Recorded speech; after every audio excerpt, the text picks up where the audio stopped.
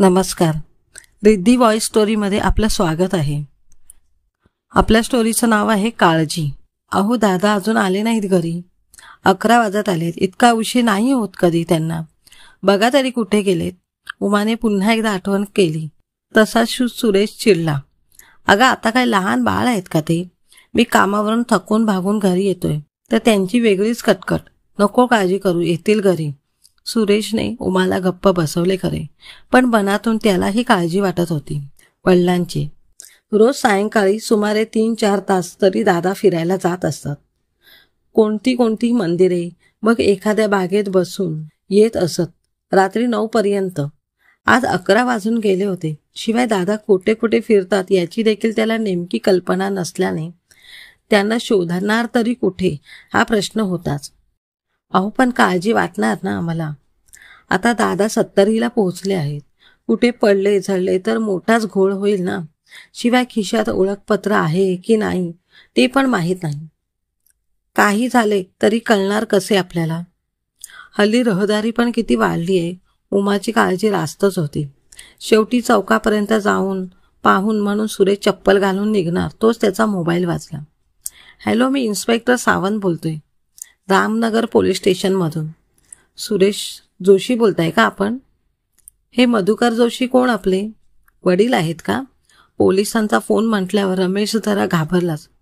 हो सर, मी त्यांचा मुलगा सुरेश बोलतोय. काय झालंय नेमकं सर?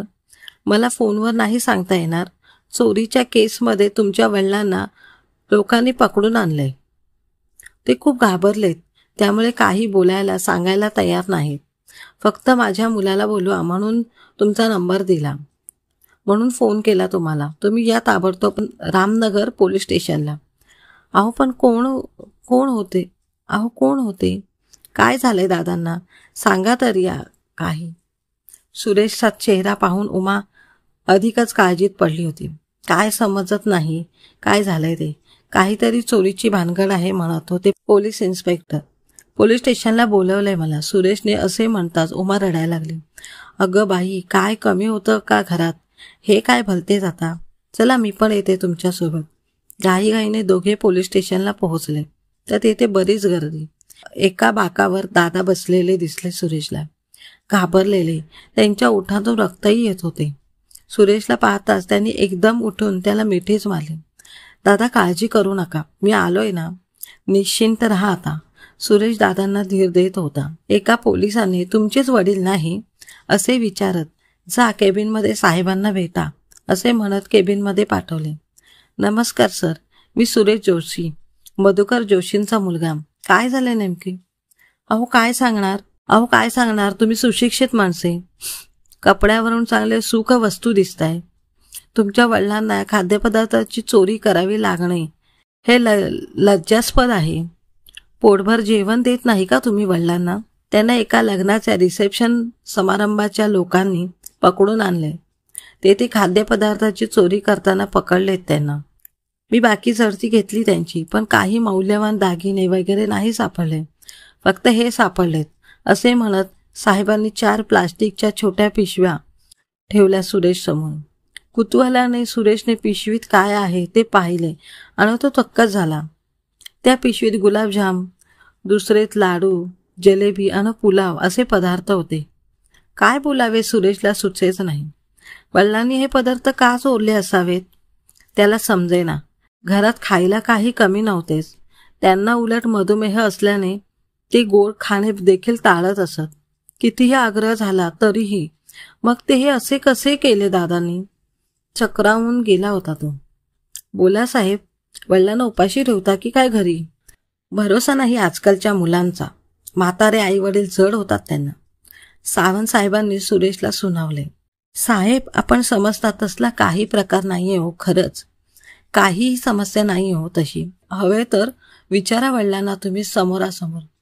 बोलवा त्यांना इथे, सुरेशने कळकळीने सांगितल्यावर साहेबांनी शिपाईला मधुकर जोशींना आत आणायला सांगितले. शिपाई मधुकरावांना आत घेऊन आत आले. तसे त्यांना पकडून पोलीस स्टेशनला ज्यांनी आणले होते ते 4-5 जण देखील आत आले. बसा इथे आणि सांगा काय झाले ते. का चोरी केली तुम्ही ते? साहेबांनी मधुकरावांना बोलते करण्याचा प्रयत्न केला. ते अपमानाने मान खाली घालून बसले होते. दादा बोला, सांगा, तुम्हाला आम्ही उपाशी ठेवतो का? घरी जेवायला मिळत नाही का पोटभर? आमचे काही चुकते का? सुरेशने अगतिक होऊन विचारले. नाही बेटा, तुमची काही चूक नाही, माझीच चूक आहे सगळी. मी असे करायला नको होते पण मधुकरराव अडखळून लागले. काय झालंय? सांगा काय ते स्पष्ट. सर्वांचीच उत्सुकता ताणली गेली होती. बेटा, मी ते पदार्थ फुटपाथवरच्या गरीब मुलांना वाटण्यासाठी चोरले होते. माझे लहानपण खूप गरिबीत गेले. 2 वेळा जेवणाची देखील भ्रांत होती आमची. आम्ही 4 भाऊ आणि 3 बहिणी. मी सर्वात मोठा. वडील नोकरी सोडून स्वातंत्र्य संग्रामात जेलमध्ये गेले. तेथेच त्यांच्या आजारपणामुळे मृत्यू झाला आणि एकदम त्यांचे प्रेतच पाठवले घरी इंग्रजांनी. आई बिचारी अशिक्षित. तिने कसे तरी धुनी भांडी करून आम्हाला मोठे केले. वार लावून माधुकरी म्हणून आम्ही भावंडे मोठे झालो.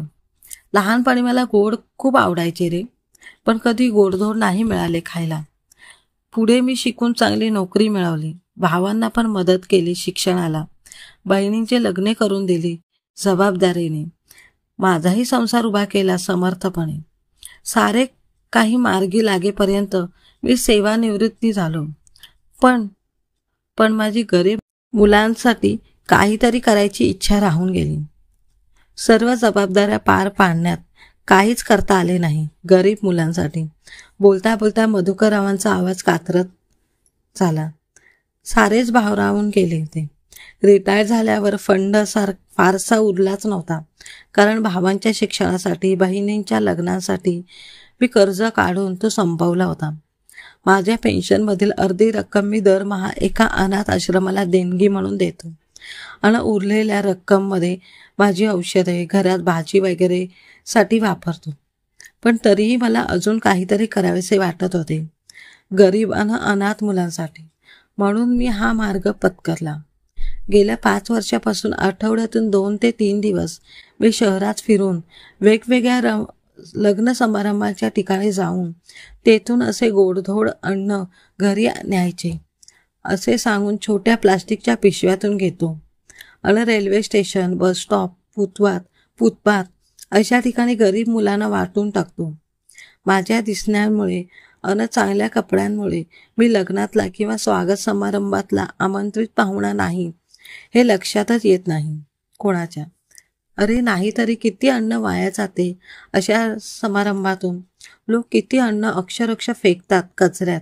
किमान थोडे गोडधोड गरिबांना मिळावे म्हणून मीही असे करत होतो. पण काल एकाने मला स्वागत समारंभात जेवण पिशवीत घेताना हटकले. मी गडबडलो. कोणाचा पाहुणा हे सांगता आले नाही. लोकांना वाटले मी चोर आहे. मला पकडले. 1-2 4-5 ठोसेही लावले आणि आणले धरून इथे. आता मधुकररावांना अश्रू अनावर झाले होते. सारे स्तब्ध होऊन ऐकत होते. मधुकररावांना पकडून आणलेल्या लोकातले 2 तरुण पुढे आले. माफ करा आजोबा, आम्ही हात उचलला तुमच्यावर असे म्हणत मधुकररावांच्या पाया पडले.